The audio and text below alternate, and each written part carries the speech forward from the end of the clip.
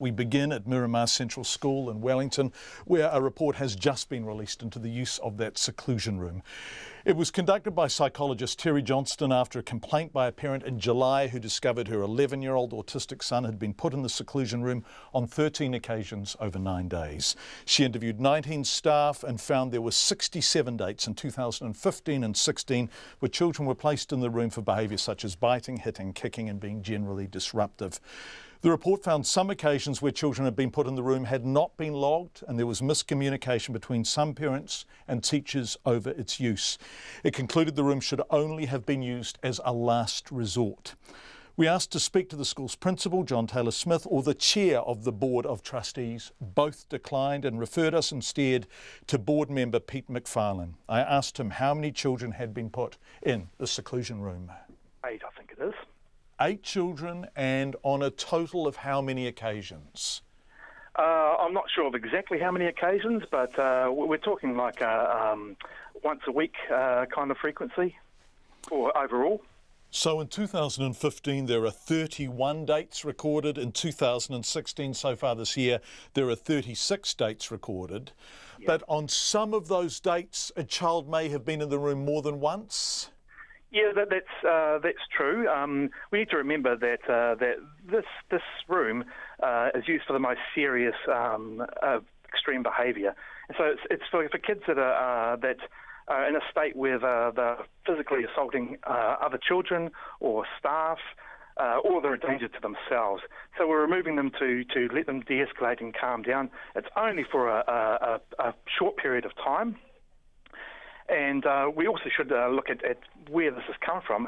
It's been in place. It was designed by specialists in 2002, and it's been used since then in consultation with educational specialists. There's no reference to it in the 2014 ERO report. I'm surprised about that. Why not? I don't think there was any reason to put it in there. I'm struggling to think of any other schools that would have a reference in their ERO report either. I don't think it's something that they look at. Okay, if you have a special education centre and it deals with children with autism, some of them quite severe autism, and you routinely on 36 separate dates and on more occasions so far this year put autistic children in a seclusion room, wouldn't you think that would be something that the ministry would refer to? I don't know, actually. I'm not sure what they actually are looking for when they come in and do those things. And when this inquiry began, when did the ministry and the school start working on an inquiry into the seclusion room, the use of it? That started, I'm not sure the exact date, but we received a complaint, and I think it was copied to the ministry, and then we made the move to get the investigation started, an independent investigation. Was that July 22nd you received that complaint? That sounds about right, yes. Okay, and the inquiry, the ministry's investigation started in the next week or two? That's right, So late July, early August? That's right, yeah. When did you formally notify parents at the school that the Ministry of Education was conducting an inquiry into the use of a seclusion room at Miramar Central? We didn't. That came out with our communications last week. When you say last week, you mean this week, don't you? We advised parents that there will be something coming out about the use of a timeout room on Friday afternoon last week. Is that because you knew the New Zealand Herald were working on a story? Well, yeah, because we were telling them about the story that's coming up. Right, and the formal notification on your website was on October 10th? Yeah, that's right. That's Monday, yeah. So otherwise, the parents wouldn't have known, would they, that the Ministry of Education was conducting an inquiry into the use of the seclusion room at the school their children were at? Could I just say it's an independent specialist that was conducting the inquiry rather than the Ministry of Education? Okay, fair enough. Yeah. But were it not for this report, the parents would still not know that that inquiry was being conducted? That's right. We also need to consider here too that there's matters of privacy around this too, because there's a child and a family named in this. So we wouldn't normally go around talking about this kind of stuff. Absolutely not. But you and I are managing to have this conversation without identifying the child. Surely, you know, Pete, I appreciate you fronting, but There is an inquiry taking place into the use of a seclusion room at your school that has been taking place for roughly 2 months, and no parents have been told. Yeah, so the inquiry has actually finished. We've got the report. There's various actions in there that we are taking to rectify the situation. What are the actions? What are the actions you're taking to rectify the situation? So we've closed the timeout room. It is no longer in use. That came from the board immediately we received the report. That was to cease being used immediately.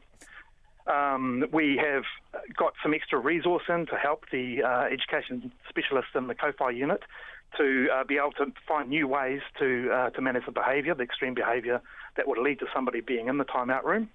When did you close when was the timeout room closed exactly? Monday. Well, effectively Monday, because that was the first day of school after we received the report. After the New Zealand Herald ran the story? No, after we received the report on Friday. Right. And so you didn't tell the parents that the inquiry was taking place. It all became public, and you closed the room. Yes, well, we closed the room as a result of the report, not the media. Was it wrong to have the room? Was it wrong to use the room in the way you were using it? Now,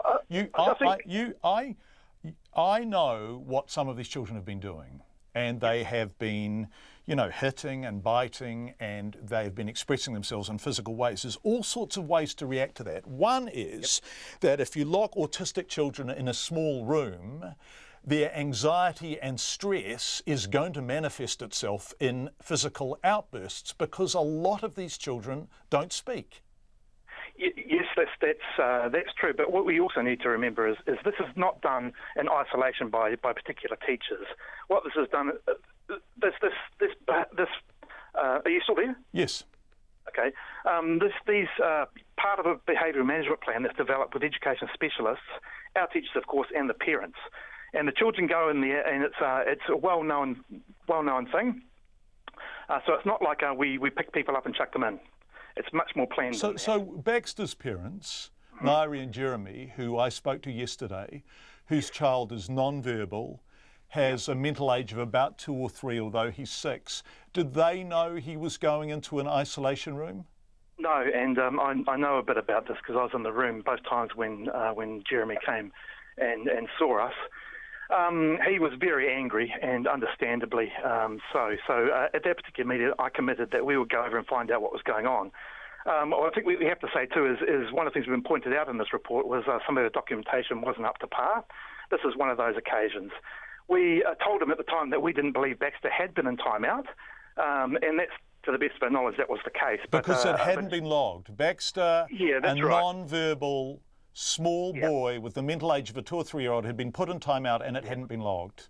Yeah, so I'll just explain a bit further than what happened there, because I'm not contesting any of the facts that Jeremy and Nairi have put, because that tallies with what I found out also.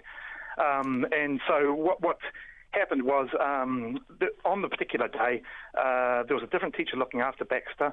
They touched his cheek. He had a sore tooth, and he bit the teacher. The teacher put him into timeout. The TAs, or the teacher aides, that knew Baxter and knew about his behaviour plan, realised this wasn't right. And so they got him out of there pretty quickly.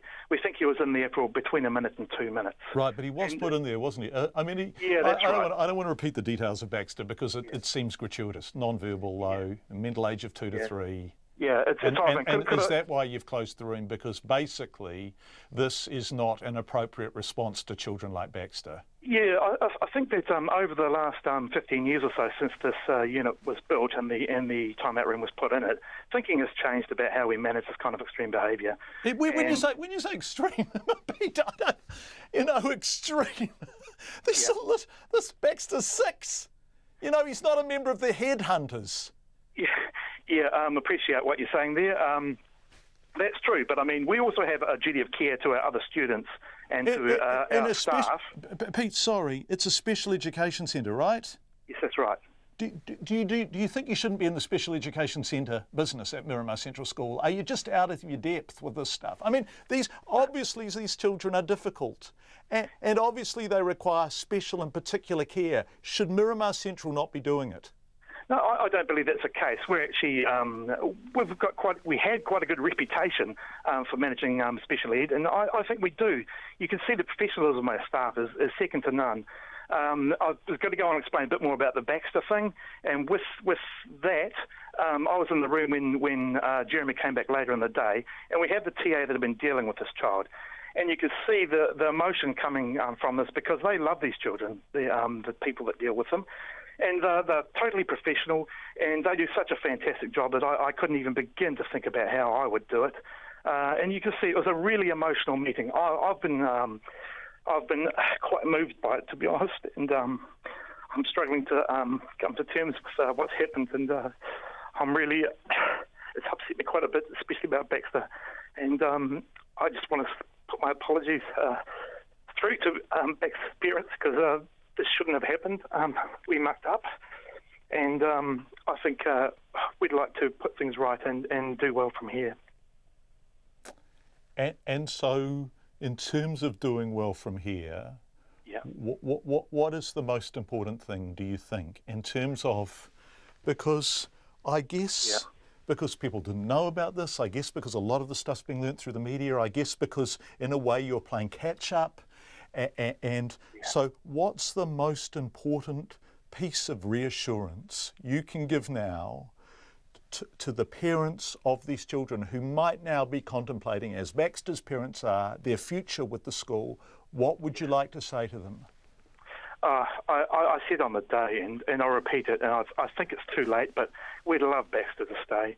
The teachers love Baxter, and it's really obvious when you see them. There was a lot of emotion in the room that day. We'd love them to stay, and for other parents, their children are safe. We do not use that room anymore. What we are doing is the bits where we have mucked up. Our record keeping wasn't up to scratch, and our communication with parents wasn't up to scratch. We've got people from the ministry. They've resourced us up so that we can address some of those issues, improve the management plans for the kids involved, and also help us transition to other ways of dealing with that kind of behaviour. And that's what we're doing. We're not shying away from this. We are making sure that this happens. I'll give you my personal reassurance that this will happen, it will be improved, and we will get things right. It's Pete McFarlane, who was the Miramar Central School board spokesperson after the chair and the principal both declined to be interviewed.